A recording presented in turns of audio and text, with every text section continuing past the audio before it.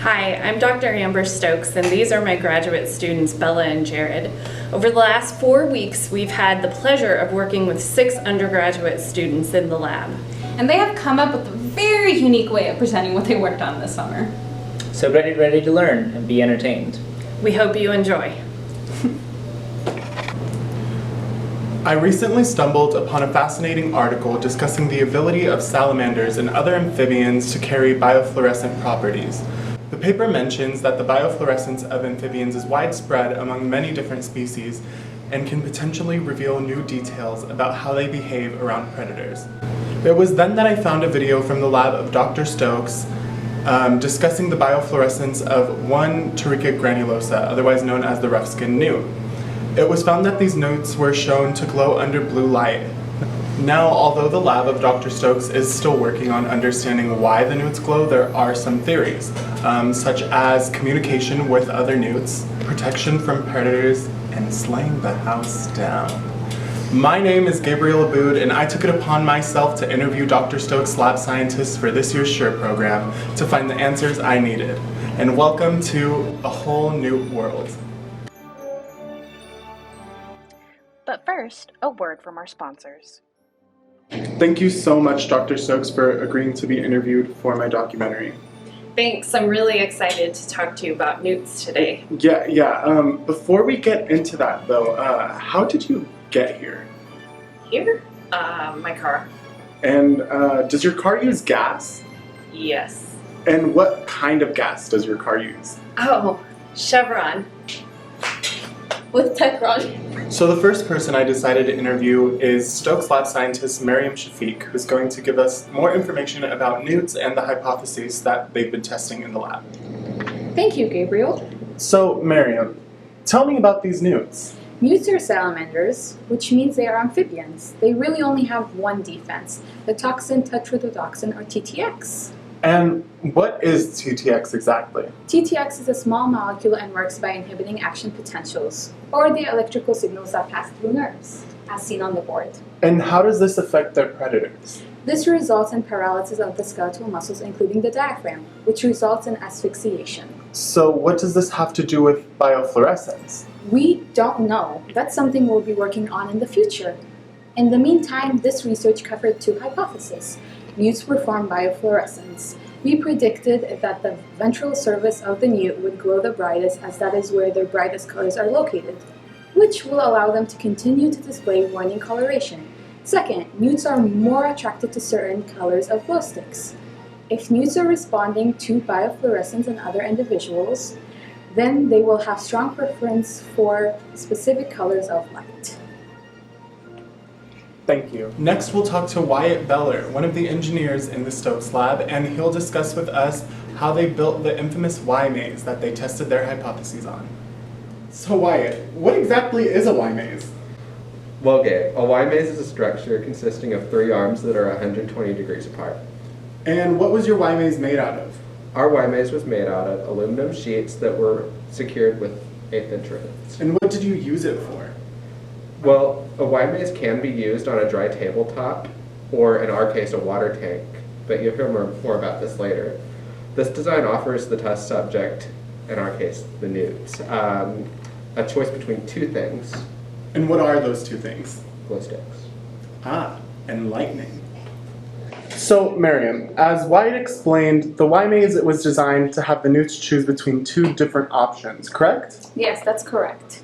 And you guys made it from scratch. Yes, we did. But when designing materials to test specific hypotheses, scientists sometimes encounter difficulties. We ordered a tub to place the Y maze in, and prior to receiving it, we asked for the interior diameter in order to come up with the necessary measurements to make sure the Y maze fit. Unfortunately, we were provided with the diameter of the outside of the tub when we needed the inside. Whatever. Therefore, we had to pull the maze apart and re-drill and rivet the maze after making the necessary adjustments. Even though we put in a lot of blood, sweat, and tears, lots and lots of tears, and repeating the process was hard, it was important for us to learn and know what to do for next time. And next we're talking to Dre Martinez, another one of the engineers in the Stokes lab, and they will be reporting live from the tank and Y maze. So, Dre, walk us through the trial process. After putting the Y maze in the swimming pool, we filled the bottom with just enough water for the newts to swim.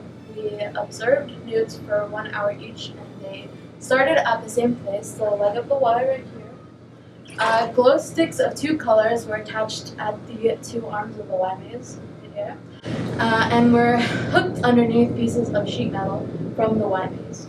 We did observe newts swimming between the glow sticks right here, but we didn't really have a definitive answer on whether they prefer one glow stick over the other. So we would need to do more trials to find out the answer. Thank you. Next, we will interview Kenya Espinosa on the observations made after the trial. So, Kenya, what observations did you guys make during the trial process? Though we already have made some interesting observations, more trials need to be conducted in order to understand whether newts prefer a specific color of light. And do they prefer a specific color? Unfortunately, at this moment, we cannot say for certain that newts prefer a specific color, but if the newts fluoresce because of interest-specific communications, we anticipate that they would prefer or take bias in yellow or green glow sticks. Putting that aside, we also worked on many other small projects and procedures excluding biofluorescence in newts. Oh, and what kind of projects? Actually, my colleague Amrit knows more about this matter. Awesome, let's continue with her. Thank you, Kenya. No problem. So, Amrit, Kenya told us that you guys also conducted other projects and trials besides the biofluorescence trial. Could you explain what those trials were? Yes, so what we did was we extracted and quantified TTX from newt skin samples. And why'd you do that? So that we can eventually compare biofluorescence with TTX levels that our team collected skin biopsy samples from the newts. Ooh, and how'd you do that? So newts were anesthetized using 1% MS-222 for about 20 minutes, and then using a skin biopsy punch, the skin samples were collected. And we also then grounded the skin samples in acetic acid using glass pestles. Samples were centrifuged at 13,000 Gs and filtered and stored in the freezer at -81-degree samples. And the samples were then quantified using an immunoassay called competitive inhibition enzymatic immunoassay. This procedure begins with coating the plates with TTX conjugated to BSA, and then in between each step we incubate for 1 hour and wash the plates. We then block the plates with BSA. This fills in any gaps that were left from the conjugate. This step is followed by addition of the samples and the primary antibody. The primary antibody will bind to the TTX in the sample or the TTX on the plate. And then it is followed by the addition of secondary antibody, which binds to the primary antibody that did not bind to the plate. Finally, we add PNPP, which will bind to the secondary antibody, which results in a color change. The amount of color change is determined using a spectrophotometer. The lighter the color of the wells, the more TTX is present in the sample, and vice versa. That is so interesting. Thank you so much, Amrit. So there you have it. We really dove into the meat of this project, and it wasn't very bare bones. Thank you to the Stokes Lab for giving me the amazing opportunity to interview their lab assistants and really find out the project for this year's SURE program. And join us next episode for a very foxy adventure with the Hall Wildlife Ecology Lab. I'm Gabriel Aboud, and this is me signing out. Well, that was weird, but these students got experience working from the very beginning of a research project to data collection. And I think they learned a lot and got to experience building things, designing things, and also learning how to do things like pipette. And I hope that you can tell from this presentation that they also had a lot of fun. So with that, we would like to thank Chevron and the Title V-B grant for funding these projects and all of our work. We would also like to thank Andrea Medina and Logan Reefsteck for all of their hard work handling the logistics, Bobby Hartstock from the Fab Lab for teaching us how to build that amazing Y maze, the art department at CSUB for allowing us to use their sheet metal bender, and Janice Simmering and Allison Duggins in the biology stockroom for helping us and letting us use a lot of equipment. We couldn't have done it without all of you. Thank you.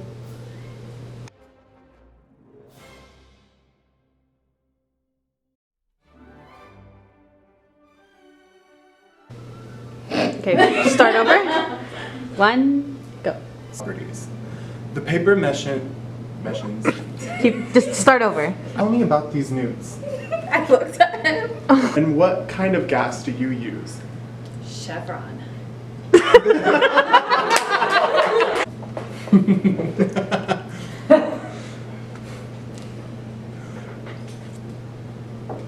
Retake. And what kind of projects did you guys conduct? To my knowledge, I do not know Okay. Results in associate. To Wyatt Beller, one of the engineers of the spokes. We used the Y maze to, I forgot. Can you go away? What? It's paralysis of the skeletal muscles, including the diaphragm, which results. You'll hear more about this later, though. This design offers Though we already have some made. As Wyatt explained, why? Why, Maria? That's fine. So newts were anesthetized. Oh, anesthetized. I thought you did. Thank you for your time, Kenya. So Miriam, as Wyatt, what are you doing? Putting this.